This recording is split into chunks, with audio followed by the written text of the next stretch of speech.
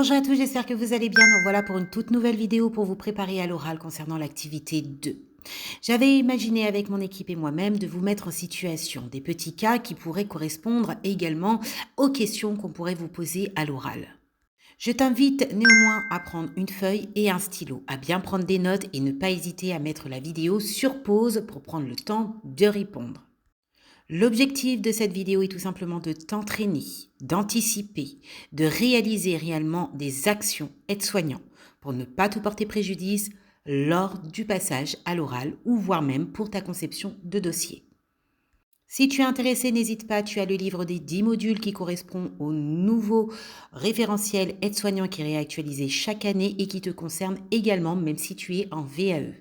Tu as également la possibilité de me solliciter pour des rendez-vous d'entraînement à l'oral ou bien d'intégrer l'académie VAE pour l'accompagnement de ton dossier livret 2 et également l'entraînement à l'oral en intensité. Tu as plusieurs sessions d'ouverture toute l'année, il suffit simplement d'aller jeter un petit coup d'œil au lien épinglé en commentaire.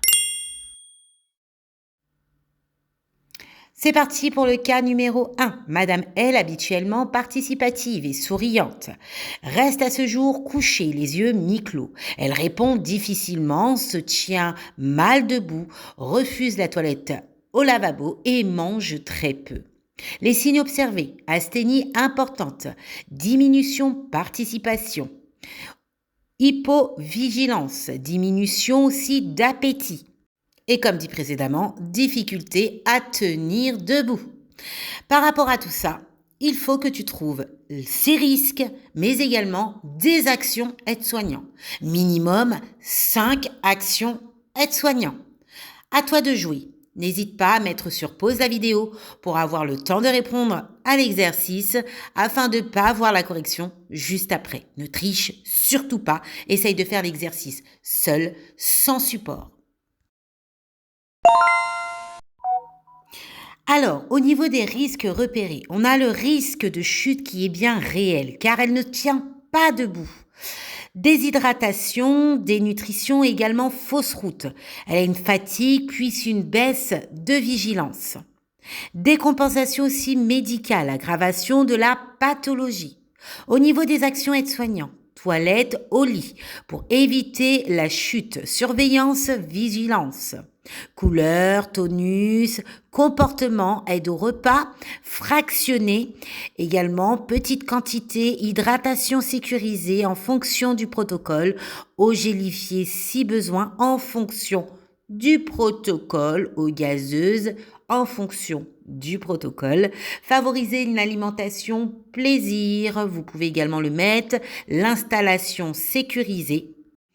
La rassurer également verbalement, plus observation du non-verbal.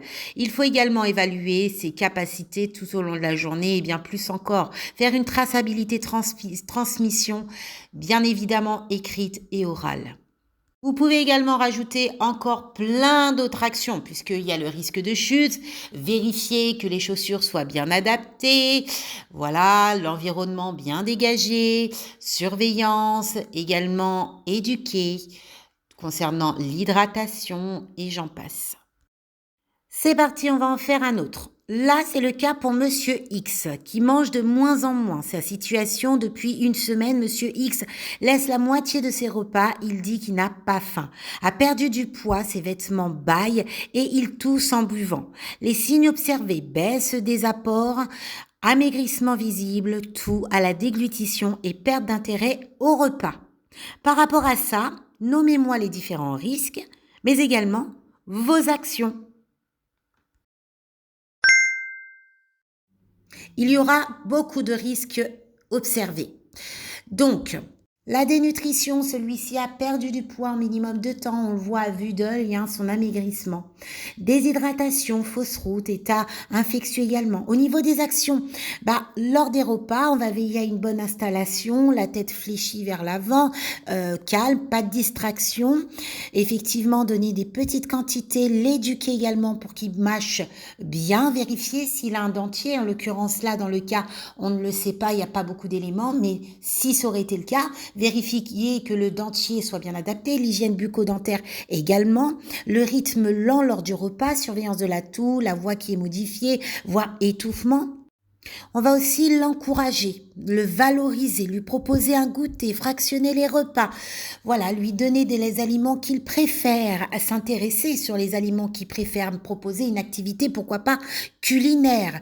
Effectivement, collaborer avec la diététicienne. S'il y a une prescription qui a été mise en place pour des crèmes HP, lui donner. Si c'est pas le cas, enrichir les repas avec du fromage blanc, du beurre, tout naturellement.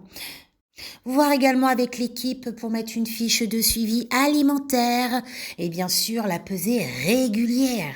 Ça c'est hyper important. Vérification de l'état cutané quand celui-ci se retrouve à risque de dénutrition, voire de déshydratation, il peut avoir un effet néfaste également sur la peau, dont les escarres. Donc on fait hyper attention, on est vigilant. Bien sûr, on va mettre des dispositions en place en collaboration avec l'équipe, en ne pas mettre des dispositions qui ne sont pas du rôle aide-soignant. On collabore avec la diététicienne, avec l'infirmière et surtout notre observation est très cruciale. Transmettre, évaluer l'état du jour du patient, du résident et voir s'il est en évolution ou pas. Là, on fait un troisième cas pour voir si tu as compris. Madame Y se lève seule et tente d'aller aux toilettes. Seule, sans moyens matériels ni humains, un potentiel risque de chute car celle-ci est très fragilisée au niveau de ses membres. Elle sait appeler lorsqu'elle souhaite aller aux toilettes. La sonnette, c'est un réflexe qu'elle connaît bien lorsqu'elle en a besoin. Mais à ce jour, Madame Y est désorientée et se lève soudainement seule, surtout cette nuit. Elle a chuté il y a 3 mois. Signes observés, impulsivité, déambulation non sécurisée, levée nocturne cette nuit et désorientation. Pareil pour les autres petits cas, il va falloir que tu identifies certains risques et de mettre des actions. Il ne suffit pas seulement de prévenir l'IDE, car ça ne passera pas devant le jury VAE. Bien sûr qu'il faudra faire une traçabilité, une transmission et prévenir, mais avant ça, tu as des actions et c'est cela qu'on veut. Eh bien, au niveau des risques, alors moi j'ai pas eu beaucoup de place, mais vous pouvez en mettre au taquet. Alors vous avez les chutes graves avec tout ce qui vient ensuite, fractures, traumatisme crânien, fugue interne, aggravation de l'anxiété également. Au niveau des actions aides-soignants, alors j'ai mis cloche, certains vont rigoler, mais quand on est à domicile et quand on veille, parce qu'il y a aussi des aides-soignantes à domicile qui travaillent de nuit chez le domicile de la personne, eh bien ils ont des cloches. Oui, ils ont des cloches pour certaines personnes. Vous avez la sonnette à proximité. La porte, il faut qu'elle soit éclairée, le chemin clair sans obstacle, chaussures fermées adaptées, vérifier régulièrement, anticiper ses besoins, surveiller aussi son état, comment elle est, si elle est prête à dormir, si elle est angoissée lors du sommeil, l'accompagner aux toilettes avant d'aller dormir également. Une veilleuse également à proximité pour qu'elle puisse avoir le chemin éclairé. Là, en l'occurrence, dans le cas, on ne sait pas si elle marche à l'aide de moyens matériels ou pas, mais si c'est votre cas, mettre le matériel à disposition afin qu'elle puisse s'en servir et pas au bout de la pièce. Voilà, l'objectif pour vous, même si vous n'êtes pas en IFAS, en école, l'objectif est de vous familiariser avec le rôle aide-soignant, peu importe la situation. Car effectivement, le jury va vous poser des questions portant sur votre dossier, mais il a également le droit, je le répète encore une fois, même si certains disent qu'ils n'ont pas le droit, je suis aussi juré VAE et je vous questionne en dehors de votre dossier également. Ne l'oubliez pas, vous avez un diplôme au même titre que les élèves qui sont en IFAS. Ça veut tout simplement dire que vous avez mené des actions sur le terrain, mais vous vous êtes également enrichi seul sur le nouveau référentiel aide-soignant.